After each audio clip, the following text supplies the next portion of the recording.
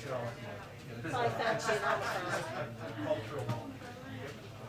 Okay, sounds great. I just wanted to get out of the way. Oh, really?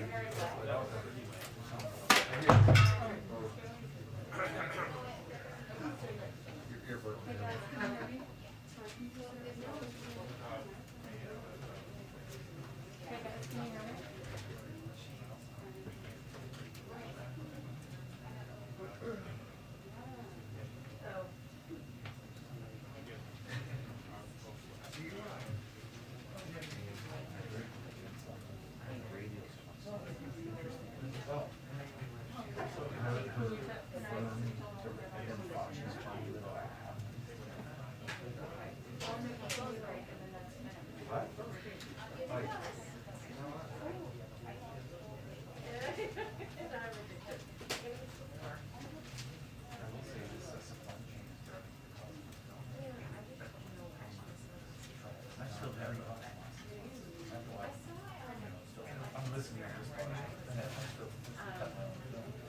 Yeah, I used to do that because, this project will work out. I start sending it to my editor.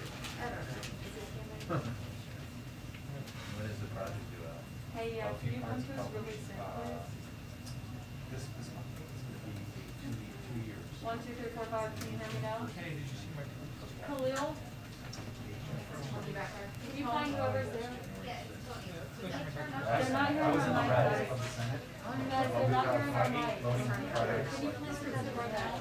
I was standing out for the, where They they want to call close right now. Oh, yeah, I just had my rural Ohio people fly. Oh, I know. Channel 2.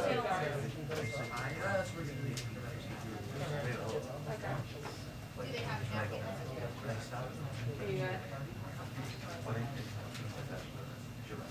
Yes, let's go. We're good. CDC detects. CDC detects in California.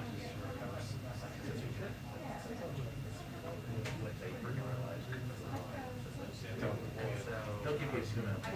Oh, okay, good. Yeah. Show me the ropes. Here I am. Well, first of all, yeah, this road isn't built yet. Okay, so we're not. Right.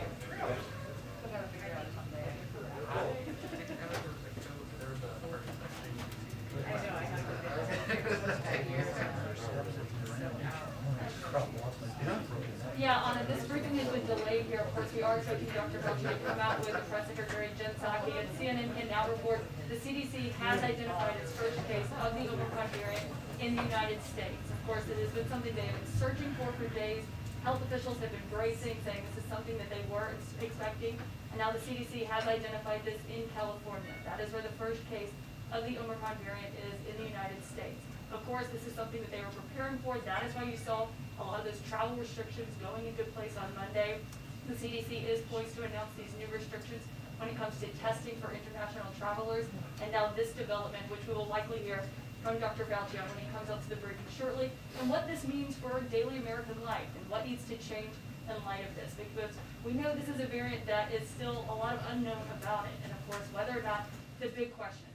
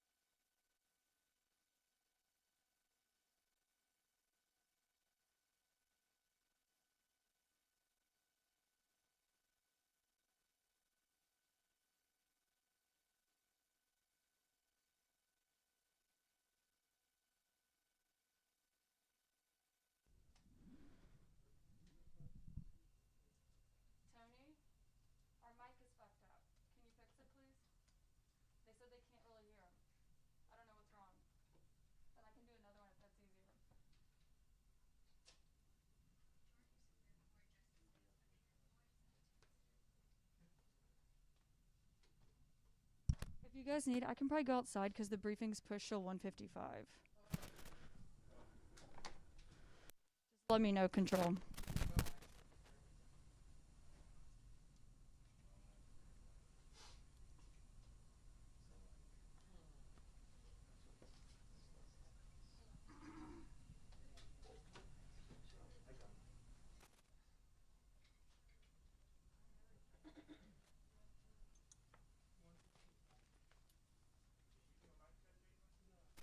One, two, three, four, five, 6, 7, 8, 9, 10.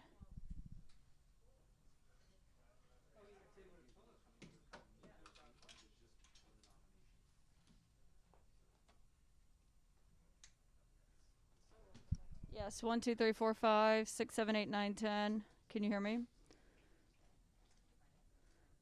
Yeah, you can bring me in. We have 7 minutes before the briefing starts.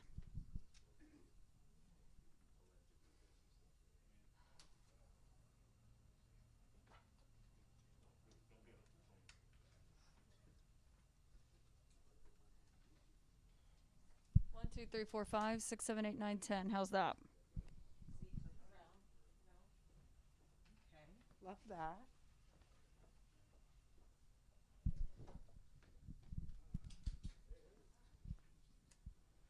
Well, so I think that, of course, you have to look at what the CDC has been doing over the last several days to pinpoint this, because what officials were describing is saying it was really on a looking for a needle in a haystack trying to find this, because you did hear Dr. Fauci say earlier this week they believed these PCR tests could identify this variant. Of course, that was going to be the number one concern when they were first alerted to how concerning this variant was by those South African scientists last week. And so that was what they've been trying to do, but also do this tracing, which is not just done through the CDC, but it's the CDC working basically on a daily basis with state labs, because it's really going to be the state labs that would find this first. And so now we do know this first case of Omicron has been found in California. That's likely in conjunction between those state labs and the CDC working together on this to find this. And so I think also, of course, the question is how many more cases did they find after this? Because you heard officials say starting last Friday when we were talking about this Omicron variant, it's likely already here in the United States. And if it's not here yet, it will likely be here soon, because while there's not much known about it, one thing they do know is that it spreads very quickly. And so that has been, of course, the concern that's happening in South Africa and the neighboring nations that they've been looking at when they've been doing those case studies there.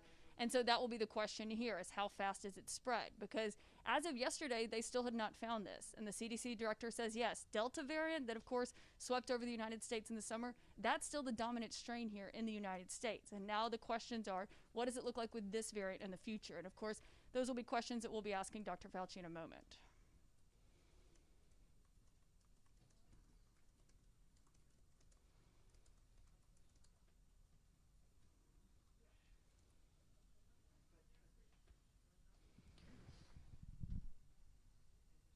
No, we have 5 minutes.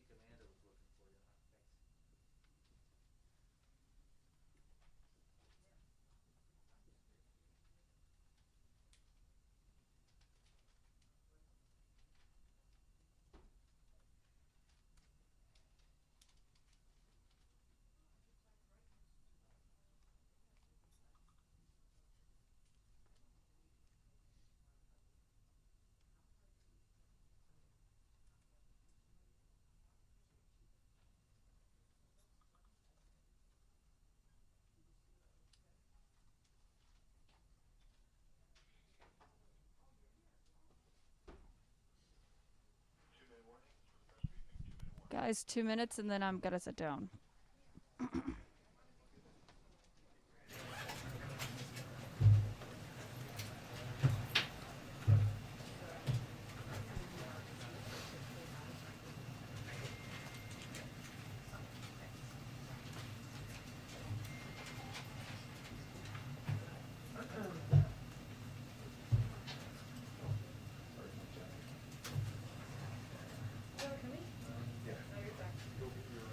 Thanks, guys.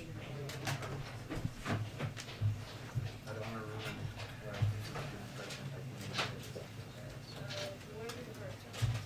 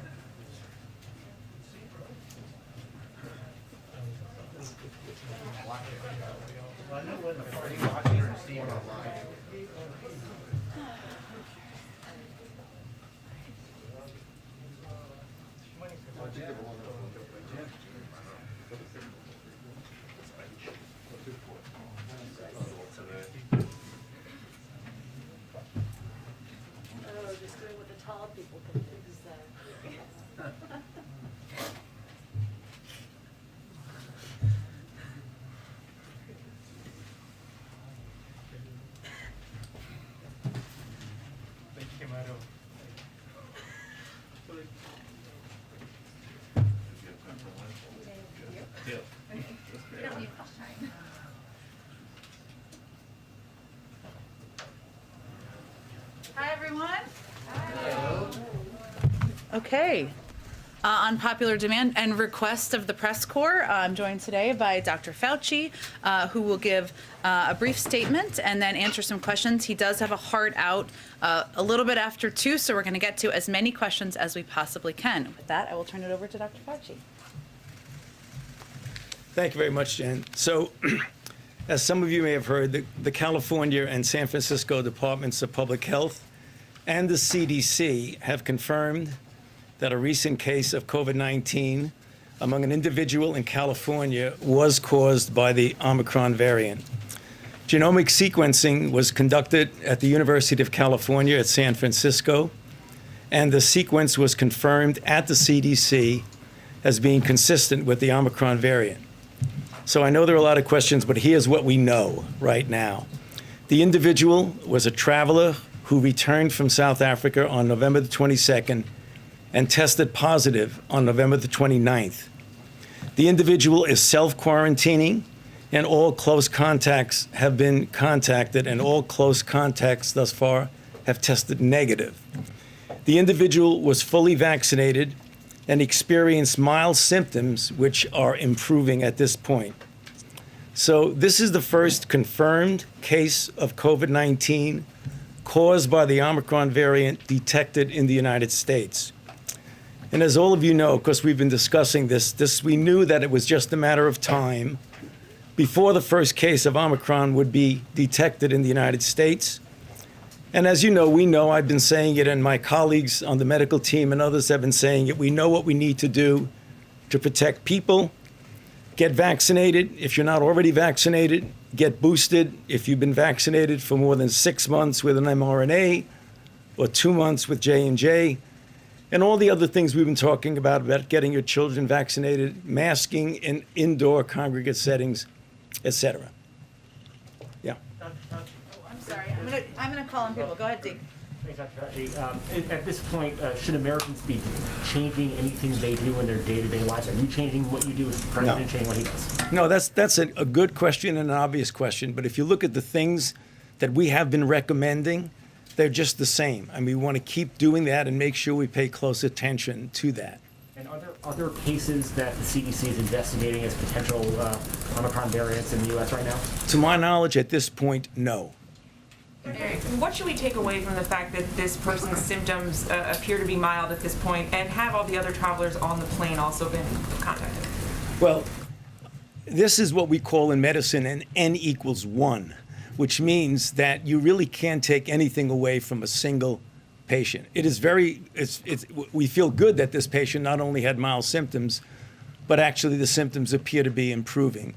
But as we've said, there's a lot of information that is now evolving out of countries like South Africa that have a much larger number of individuals, not only who are confirmed, but individuals who are probables, which means they are going to have a lot of experience, which we will benefit from here as the weeks go by. Some of you have heard me say that in a matter of 2 weeks or 2.5, 3 weeks, we'll know a lot about transmissibility, about whether or not it essentially eludes some of the protection from things like monoclonal antibodies, whether or not the disease itself in general is going to be severe, and what is the difference in an individual who's been vaccinated versus unvaccinated, boosted versus not boosted. We're going to get that information. So again, I appreciate your question about one individual, but we're going to get a lot more information. Caitlin. Thanks, Dr. Fauci. 2 questions for you. One, you said this person had been fully vaccinated. Had they had a booster shot yet? To my knowledge, no, Caitlin. Okay. And under consideration, the CDC is considering having stricter testing requirements to get into the United States, a 24-hour window before taking off, but also is considering having a period of retesting once you get back to the United States. Would that have helped in this case if that was already in place? You know, I'm not so sure because this person, I mean, did what we hope other people would do. They got off, and as soon as they became symptomatic, they went and got tested, and it was positive. And so when do you think those new requirements when it comes to travelers are actually going to be implemented, given clearly this is something that is already affecting the United States? Well, that's obvious, all things that are being considered and under discussion, Caitlin. I don't think I can make any real statement about when and if that's going to happen. Thank you. Dr. Fauci, in addition to any new testing requirements, what about new requirements for self-quarantining for travelers returning to the U.S., which in this case might have made a difference if he was quarantining for 7 to 14 days? But, you know, the recommendation is that the individual would self-quarantine if they are not vaccinated and would also get tested within a period of 3 days. That's a recommendation right now. And can you help us understand why the travel ban is effective right now for those particular 8 countries, especially when Omicron's been detected in other countries, including right here in the U.S.? Well, if you go back and look at when we first found out about these cases that were emerging in South Africa, no one feels, I certainly don't, that a travel ban is going to prevent people who are infected from coming to the United States. But we needed to buy some time to be able to prepare, understand what's going on, what is the nature of this infection, what is the nature of the transmissibility, and we wanted to make sure that we didn't all of a sudden say, it's like anything else, don't worry about it, and then all of a sudden something unfolds in front of you that you're really not prepared for. So we look at this as a temporary measure. Thank you. Dr. Fauci, do you support a vaccine requirement for domestic flights? The president was asked about this earlier this week and said that that had not yet been recommended to him. You're his chief medical advisor. Do you think that's something the country should adopt? You know, I'm not so sure we should say that that would be a requirement. I would say what I've been saying all along, that we have 60 million people in this country who are not vaccinated, who are eligible to be vaccinated. Let's get them vaccinated. Let's get the people who are vaccinated boosted. Let's get the children vaccinated. That's where we want to go, as opposed to a requirement. Wouldn't some people say that, you know, you have extinguished many of your options to, you know, get those people vaccinated, and this is one of the ways, as the OSHA mandate is held up in court, this would maybe be a way to push more people to get vaccinated? You know, that's a possibility, but I think for the people who are listening to this, we again talk about why it's important to get vaccinated. I think what's happening now is another example of why it's important for people to get vaccinated who've not been vaccinated, but also boosting. Boosting is really very important because the data that we get on boosting, if you look at the level, for example, of an antibody, a neutralizing antibody, peak following the second dose of a 2-dose mRNA, it's like at this level. If you look at the peak following the 3rd shot boost, it goes way up here. And people ask, why is that important? Because our experience with variants, such as the Delta variant, is that even though the vaccine isn't specifically targeted to the Delta variant, when you get a high enough level of an immune response, you get spillover protection even against a variant that the vaccine wasn't specifically directed at. And that's the reason why we feel, even though we don't have a lot of data on it, there's every reason to believe that that kind of increase that you get with the boost would be helpful, at least in preventing severe disease of a variant like Omicron. Dr. Fauci, as you know, a lot of Americans right now are shopping for the best sort of booster or whatever they can get. And given the fact that manufacturers and scientists are racing to learn more about this variant and then to modify a vaccine that will more directly combat it right now, first, for those who already received their boost, how long would it be for them before conceivably they could have a new modified booster that will more directly target this? And is there any reason those individuals should wait, given the White House has said it'll be a couple of months perhaps before we have a more modified vaccine that more directly targets it? Great question, because we get asked it a lot and it's a relevant question. So right now, I would not be waiting. People say, well, if we're going to have a booster-specific vaccine, should we wait? If you are eligible, namely 6 months with a double mRNA dose or 2 months with the J&J, get boosted now. We may not need a variant-specific boost. We're preparing for the possibility that we need a variant-specific boost. And that's what the companies are doing. The administration has been in contact with the pharmaceutical companies to go ahead and take the steps in case we need it. But the mistake people would make is to say, let me wait and see if we get one. If you're eligible for boosting, get boosted right now. Sabrina. Thank you, Dr. Fauci. Follow up to Tyler's question, because there is screening in place for international travel, but we've seen how quickly variants can spread once they reach our shores. Does the science not suggest that there should at a minimum be a testing requirement for domestic air travel? And if not, why not? Well, again, these kinds of things we always talk about and consider, but right now, I'm not so sure we need a testing for an air travel in this country. I always get back to the fact is that people should wind up getting vaccinated and boosted if they're eligible for a boost. I keep coming back to that because that's really the solution to this problem.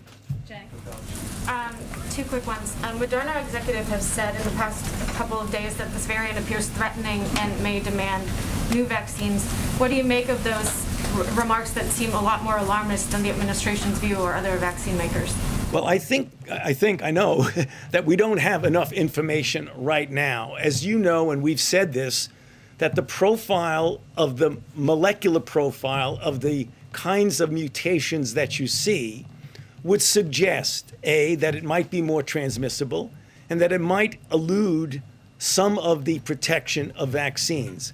But we don't know that now. We don't know what the constellation of mutations are actually going to be. We have to be prepared that there's going to be a diminution in protection, which is the reason why I keep getting back over and over again and say why it's so important to get boosted. But I think any declaration of what will or will not happen with this variant, it is too early to say. And I think we need to be careful because I know you're going to be reading a lot of tweets and a lot of comments about this. We're really very early in the process.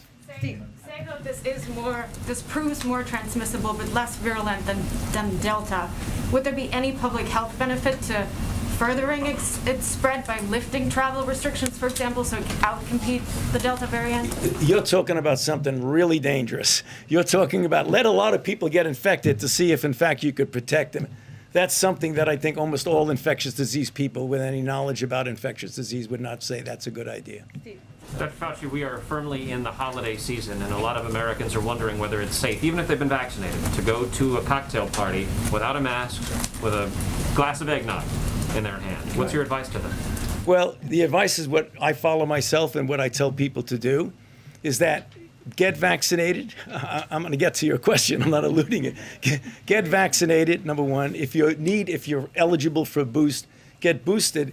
And in a situation with the holiday season, indoor type settings with family that you know is vaccinated, people that you know, you could feel safe with not wearing a mask and having a dinner, having a reception.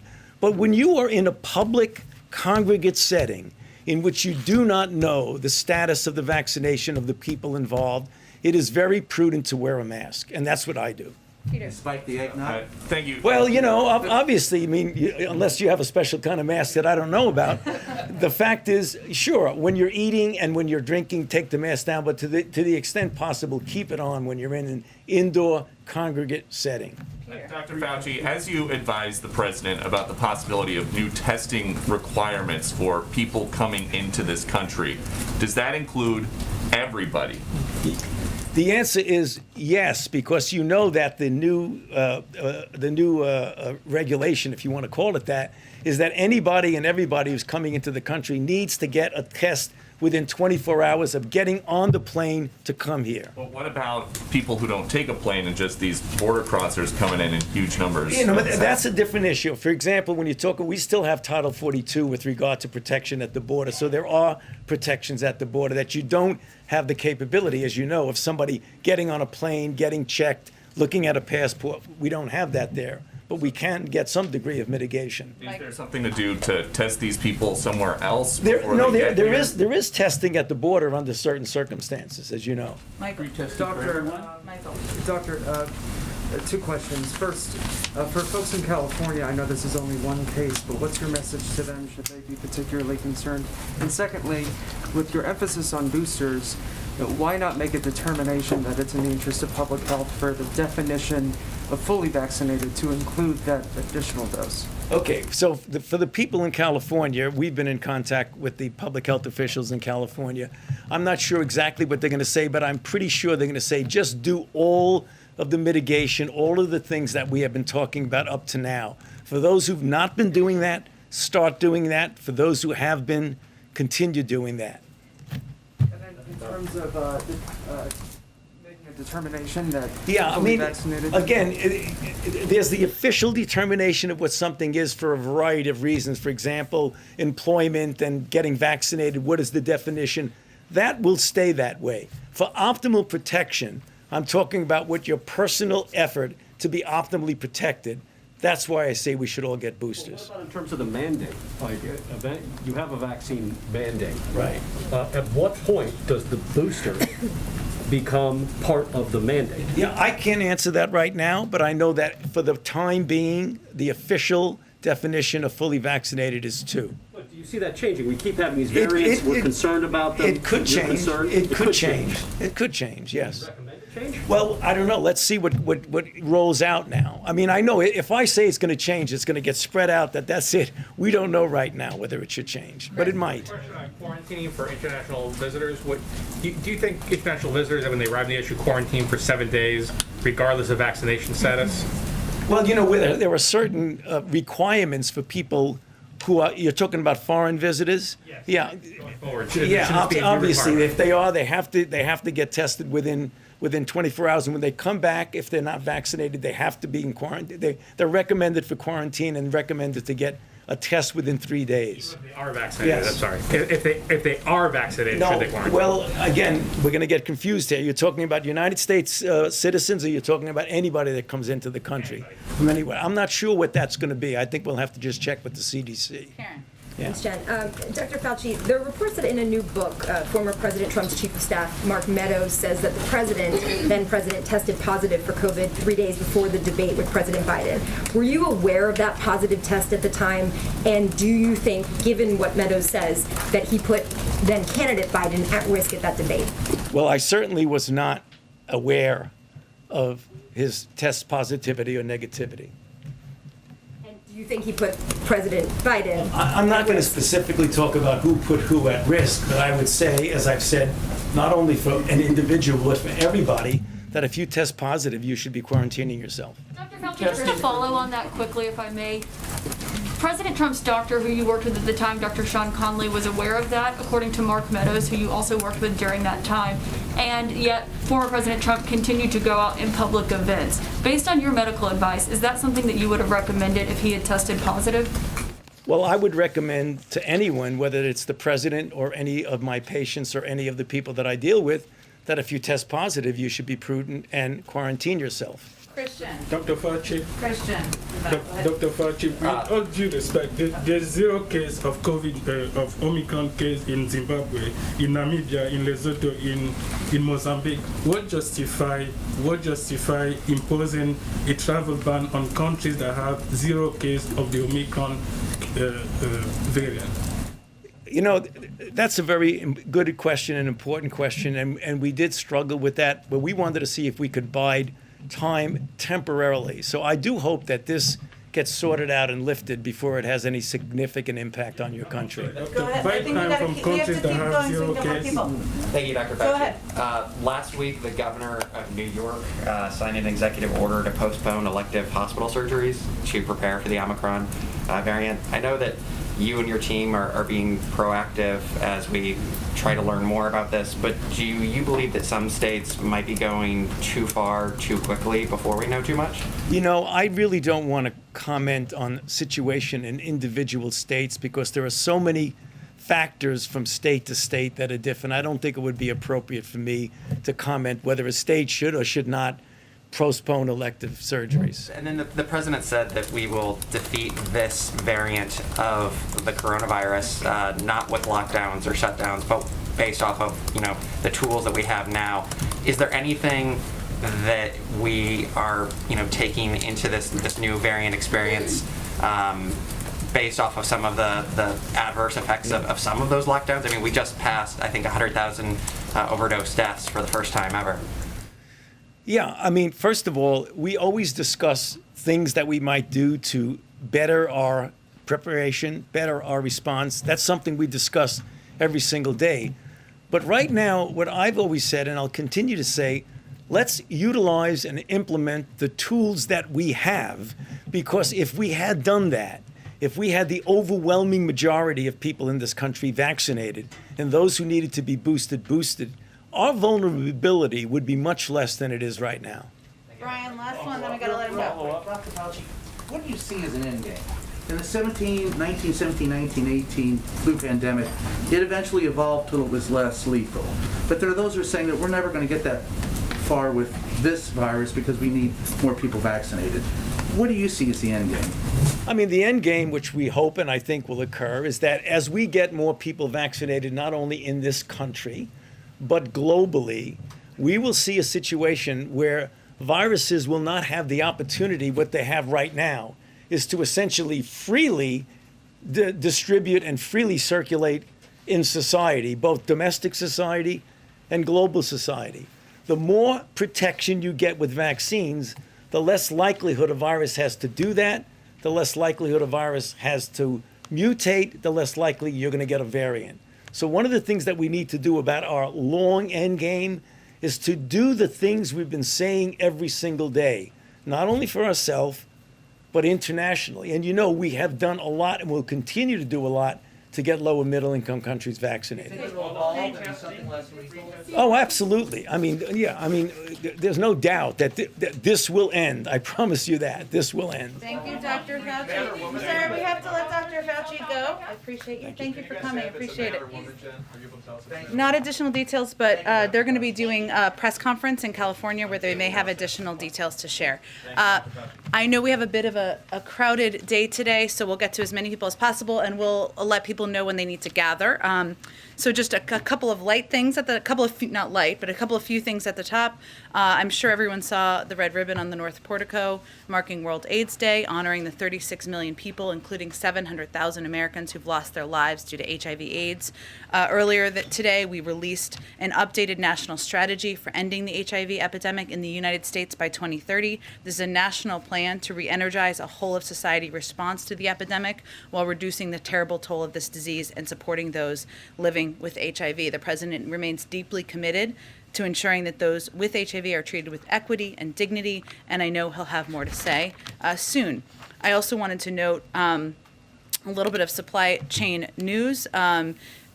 We announced in October, the ports of Los Angeles and Long Beach worked with our administration and our port envoy, John Procari, and announced a plan to cut down the number of days containers sit on the docks by charging ocean carriers a fee that escalates the longer a container sits on the dock. The good news is the result of the fee announcement alone, which hasn't even been implemented yet, has been pretty remarkable. The average time a container sits on the dock is on track to be back down to where it was when the president took office in January, and lower than it was in November of last year. This means we're getting goods faster to delivery trucks, faster to shelves, faster, of course, to people's homes. The fee has not even been implemented yet, so it is the fear of the fee, I suppose, that has prompted these steps. Also, just wanted to note the Vice President is convening the Biden-Harris administration's inaugural Space Council meeting today. She will be announcing 5 new members of the council, including the Secretaries of Education, Labor, Agriculture, and the Interior, as well as the Climate Advisor, and will also be announcing the release of the Space Priorities Framework. With that, Zeke, go ahead. Thank you, Jen, and just first off, happy birthday. Thank you, I appreciate that. Thank you. 25 feels really good, guys, as you all know, so I appreciate it. On the topic of COVID, can you tell us when the last time the president was tested for the virus, and if there's been any change to the protocols surrounding his testing?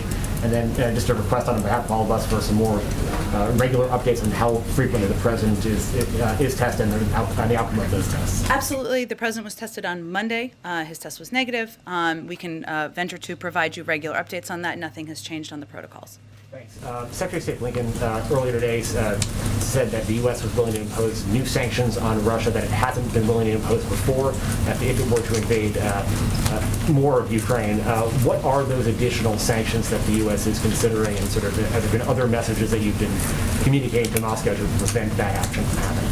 Well, Secretary Blinken made those comments. He's in Europe now, meeting with European counterparts and our NATO partners and allies.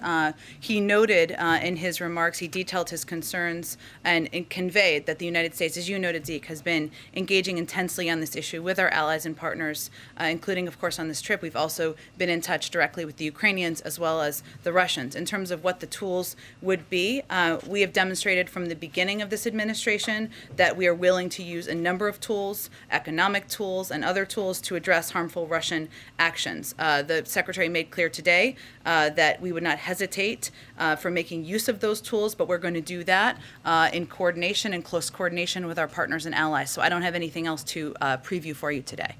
Finally, the president said he hadn't seen the Supreme Court arguments today in the abortion case.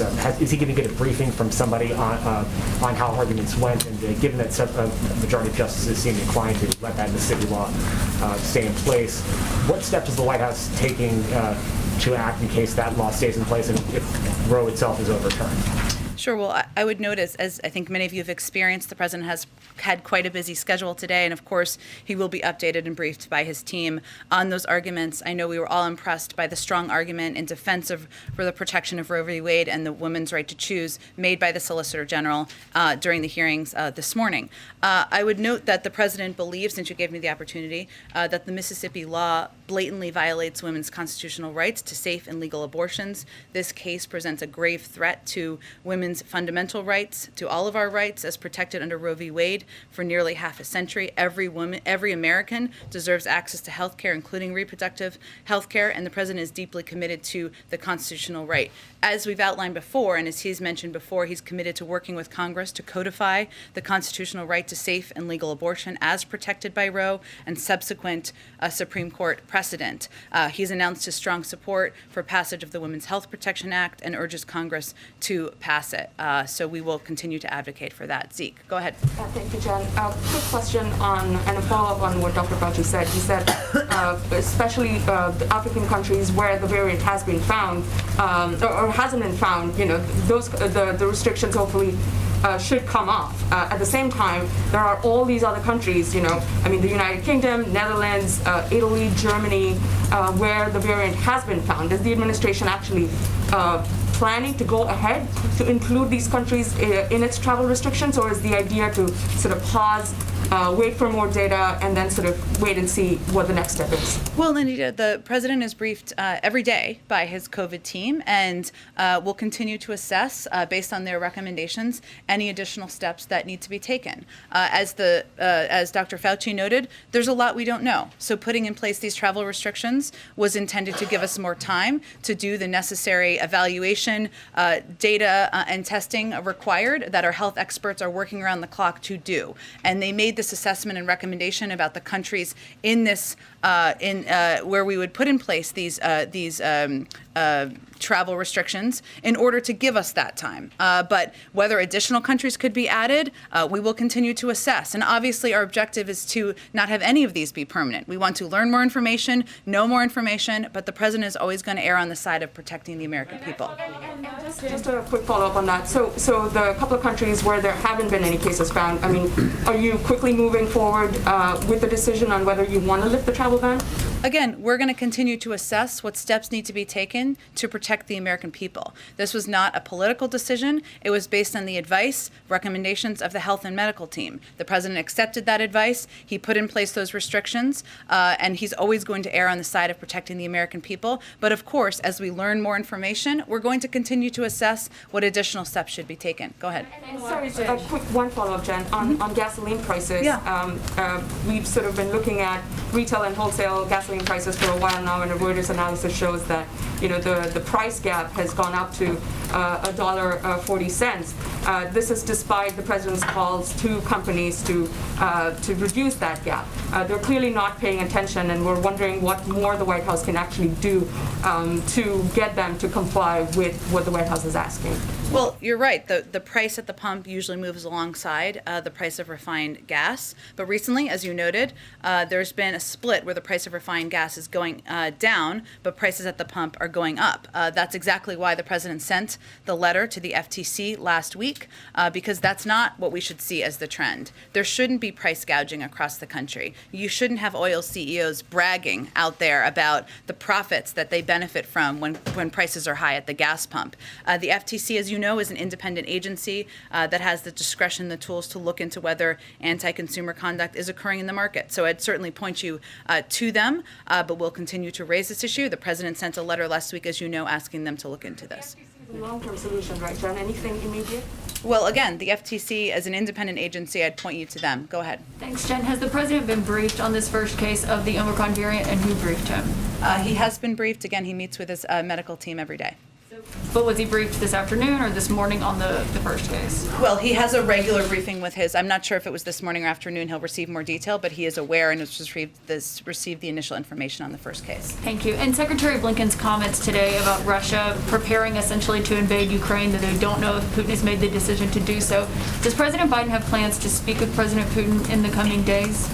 I don't have any calls or engagements between them to preview. I would say we are in touch with Russian officials at a range of levels. We have been clear about our concerns about their bellicose rhetoric, as well as the reported troop buildup at the border, and that message has been sent clearly. Also, it's very public that we've been in touch and engaging with our European partners and allies about what steps we would take should they choose to make that move forward. Go ahead. On the issue of quarantines, Dr. Fauci touched on this a bit, noting that they are still a recommendation for some. But can you explain further why they aren't being mandated or why that isn't up for consideration? We base decisions on the recommendations of our health and medical advisors. Obviously, there are recommendations that have been made, as you saw the CDC statement last night. Recommendations versus requirements. Sometimes a challenge is implementation and how you would implement things, but we're going to continue to rely on them for advice and make decisions about what policies should be announced. Can I note one thing? Because the president is obviously speaking tomorrow to outline his winter plan. You've seen some reported components that you may hear about more tomorrow, but I would also note for all of you, as you're thinking about what to expect, as some of you have asked, that really this is also about not just requirements and restrictions, many of which we've announced, some we've announced and we wanted to act quickly on, but also about how to make vaccines and boosters more readily available and build on the plan we have already put in place. And as you heard Dr. Fauci say many, many times, even just standing here, that is a key part of our plan, and you will hear him talk about that tomorrow. So that's a piece you can expect. And on the issue of government funding, you mentioned that the administration, of course, is in contact with leaders from both parties in Congress, but just right now, are you confident that we are not going to see a shutdown at the end of this week? That's what we are working towards. Obviously, it requires Congress to prevent that from happening, but we have every confidence they will move forward and prevent the government from shutting down. One more. Has the president reached out yet to the families of the students that were killed in yesterday's school shooting? I don't have any calls to read out at this point in time. I will check and see if there's any updates on that for you. We have been in touch with state and local authorities, offering our assistance, of course, our condolences. As you saw the president say yesterday, our heart goes out to this community and these families. And, as a parent myself, I think you watch this news and this coverage, and it really just sticks with you. So go ahead. Thank you, Jen.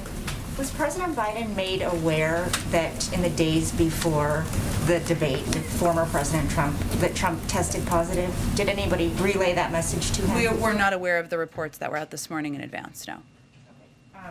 Anything to add about what he is thinking now that he knows that, Trump had tested positive and they were in such close quarters just a few days after? Well, I think for people who are watching at home, obviously this debate occurred more than a year ago, and as you know, the president is very healthy, as you saw our release of his medical report from last week, and he has tested regularly, as Zeke asked about. But I would note what is not lost on us is that no one should be surprised that currently in Congress, as we're looking at the government staying open, you have supporters of the former president who withheld information reportedly about testing positive and appeared apparently at a debate, also held events at the White House, reportedly with military veterans and military families, reportedly. Many of you covered, so you could confirm that, and did that without disclosing. And these supporters of this of the former president are advocating for shutting the federal government down so that 20% of the public who are refusing to get vaccinated or tested can be free to infect their coworkers, our children, filling hospitals, that is what they are advocating for. They want to shut the government down in order to advocate for people to assert that on society. So I don't think that should be lost on us as we're looking at these reports this morning either. Another question on the messaging around vaccines and boosters, because initially I think it was, get the vaccine for protection, and people interpreted it as protection from catching COVID. But given the number of breakthrough cases we are seeing, is the message evolving to get the vaccine and booster so you don't die or so you don't get really sick because you'll probably catch it? I mean, I just am trying to understand how we should be thinking about the vaccine and boosters now, given how many breakthrough cases there are. Well, Leisha, I think this has been the case for several months now, that the messaging from our health and medical experts, and therefore as a result from all of us, has been that the vaccines and of course the boosters can have an enormous impact on protecting you from serious illness and death. That there will be breakthrough cases. But I can tell you myself that there is a big difference from getting COVID and having a mild case and being in the hospital and on a ventilator or infecting people in your community. So that has been our message for several months now to people across the country. There will be breakthrough cases, but certainly preventing hospitalization and preventing death is a significant value of these vaccines and the subsequent boosters that are now available across the public. Yeah, go ahead. World AIDS Day. Ahead of today, the British government announced they would begin to allow people who have tested positive for HIV to join the armed forces if they no longer have detectable cases. Is President Biden considering revising the ban on HIV positive people or lifting it? I would really point you to the Department of Defense. I'm happy to see if there's anything new from them on that front. Go ahead, Peter. Thank you, Jen. Happy birthday. Thank you. The president talks You about. better ask me a really hard question now, otherwise conspiracy theories out there. I've got like 3. So President Biden talks about how respecting the rule of law is one of America's most cherished values. Does that mean that he's going to stop pushing for these vaccine mandates for workers now that federal courts are saying that they don't know if they're legal? Well, let's just clarify exactly what we're talking about here. There are vaccine requirements that, and testing, a lot of companies do requirement to be vaccinated or tested, that companies across the country have been putting in place for months. Recent polling by USA Today and other outlets have suggested that 60% of businesses are moving forward on putting these requirements in place. You know why? Because it makes sure they have a healthier workplace. It makes people feel more confident in going back to work, something that a lot of employers, as they're trying to hire, have had issues with, and that they're moving forward in putting in place additional requirements or additional steps to protect their workforce. That's absolutely their right to do. There are court cases right now, something that the Department of Justice is fighting, and we are confident in our ability, given it's based on a 50-year law, are these OSHA requirements, and the implementation date is in early January. But what should be clear to people out there is that private sector companies, many of whom are just putting in place steps to protect their workforces, have every right to do that. That helps their workforce, that helps the economy, and that's something we certainly support and advocate for people doing. Okay, to the questions from earlier about messaging, what ever happened to President Biden's promise to shut down the virus?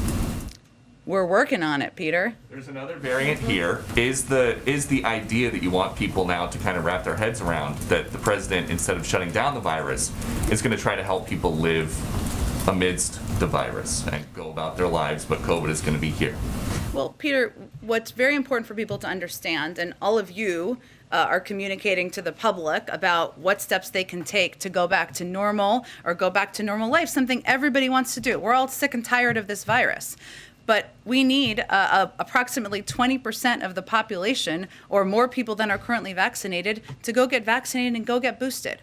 What we can do as the federal government is make those vaccines free, make the boosters free, make them available. The president will talk more about what we're going to do tomorrow, but we need the American people to do more who are not vaccinated to help us continue to fight the virus. Last one, a lot of talk about the first Trump-Biden debate today, but at the second one, in 2020, when roughly 220,000 Americans had already died of COVID, Joe Biden said about Trump, anyone who is responsible for that many deaths should not remain as President of the United States of America. Is that still the standard now that more Americans have died under President Biden than President Trump?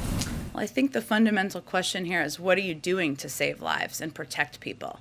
And the former president was suggesting people inject bleach. He apparently, reportedly, didn't even share with people he was going to interact with that he had tested positive for COVID himself. He continued to provide a forum for misinformation, which probably led to people not taking steps forward to protect themselves, to wear masks, to eventually get vaccinated. This president has made the vaccine widely available. He's relied on the advice of his health and medical experts, and he is trying to be a part of solving this crisis, getting the pandemic under control. And I think there's a pretty stark difference between their approaches. Go ahead. Jen, some Democrats have been pushing the president to suspend the federal gas tax as a way to show concern about inflation right now. Would President Biden support or consider a suspension of the federal gas tax? I'm not aware of that being under consideration. Go ahead. Thank you. You just said that one of the reasons to get vaxxed and boosted is not only to protect yourself against serious illness and death, but also to protect to prevent infecting people in your community.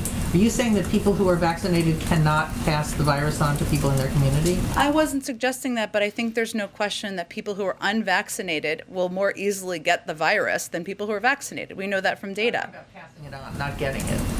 I understand, but again, people who are unvaccinated, who have not received a vaccination in communities, of course they are going to be transmissible out there in communities. They can get the virus and pass it along. That was the point I was making. And one question about Build Back Better, which is being negotiated in the Senate still, including the SALT deduction. Yeah. The president has said he wouldn't sign any tax hikes on people making less than $400,000 a year. Is he also committed to ruling out any tax cuts for people making more than $400,000 a year? His bar continues to be he's not raising taxes on anyone making less than $400,000 a year. There are ongoing negotiations, as you know, about the SALT deduction, not something the president proposed, but something leaders have conveyed at different times. There's obviously support for, and we obviously want to get this legislation moving forward. We expect the final legislation will address some of the most unfair results of the 2017 tax law SALT provision, particularly its impact on middle-class taxpayers and the uncertainty it caused. And the president expects it to be fully paid for. But again, his bar has not changed. We, of course, want to cut taxes for people, middle-class families across the... Make over $400,000? Again, this is not a proposal that the president proposed himself, but it is something, as you know, that there is support for, different versions of it in Congress. It's currently being negotiated.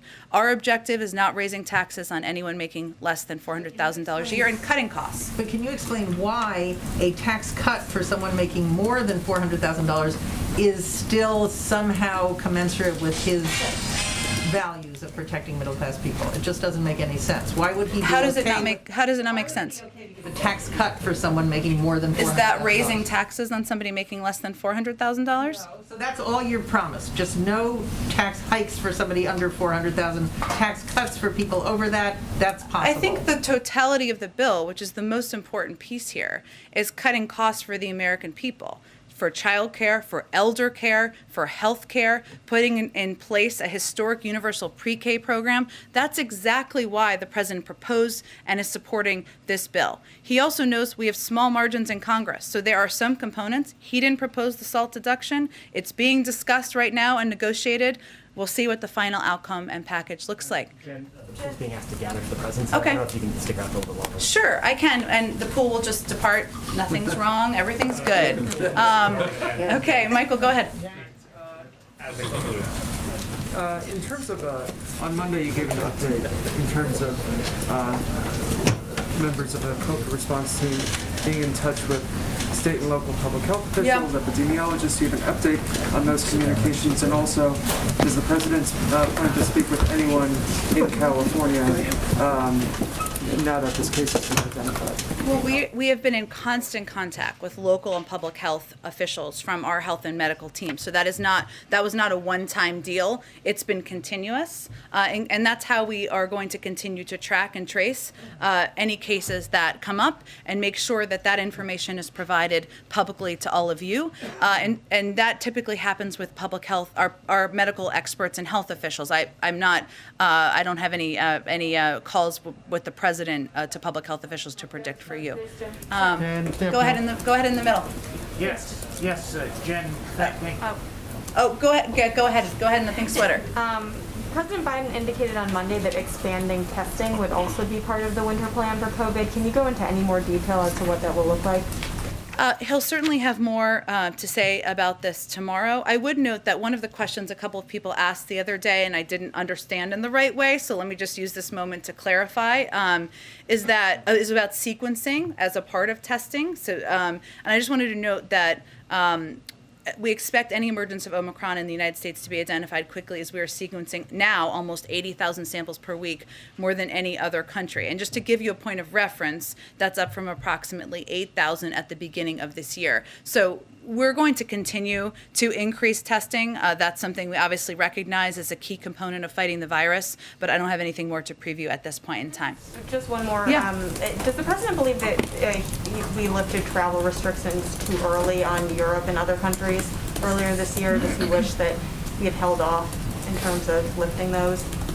I don't think the president looks in the rearview mirror in that regard. We obviously continue to rely on the advice of our health and medical experts. And I would note that where we've put in place restrictions are not those countries. So I'm not sure that totally makes sense. Go ahead. Thanks, Jen. Is the White House discussing the possibility of asking Congress for additional COVID relief funds to deal with the Omicron variant? And is that something the White House right now thinks might be necessary?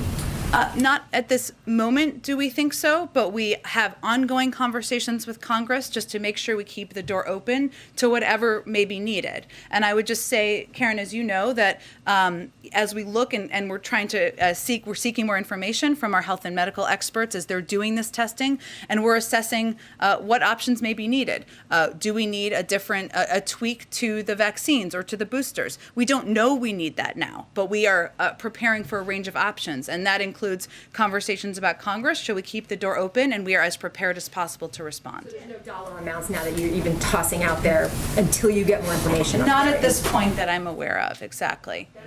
Okay, we got to wrap up. Go ahead, one more. Thank you, Jen. Happy birthday to you. Thank you very much. I want to ask about Bangladesh. Okay. As the country is running by authoritarian regime more than a decade, and main opposition and first woman prime minister of Bangladesh now is in a life and death situation. She was in jail, according to State Department report. It's a political ploy to remove her from the political process.